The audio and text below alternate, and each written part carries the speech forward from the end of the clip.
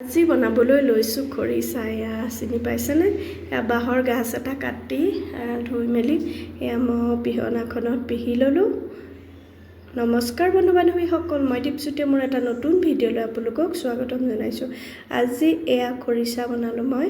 কালিয়ে ধুই মেলি পিচি তাত নেমু অকণমান চেপি গোটেই ৰাতিটো মই ঢাকি থৈ দিলোঁ।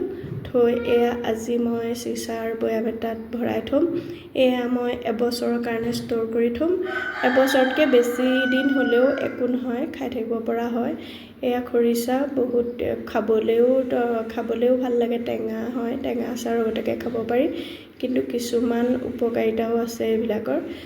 কি হয়, খৰিচা আপুনি কেতিয়াবা আমাৰ বা ল'ৰা ছোৱালীৰ মহ গুটি বা কদুৱে কামুৰিলে উখহি বিষ হয় নহয়, সেই বিষ হোৱা জেগাত উখহা জেগাত গুড় অকণমান মিক্স কৰি খৰিচা যদি লগাই দিয়া হয় তেতিয়াহ'লে উখহাটোও কমি যায় আৰু বিষটোও কমি যায়, মানে বীজাণুটো মাৰে। আৰু কিছুমান কামত লাগে, মই ইমান নাজানো।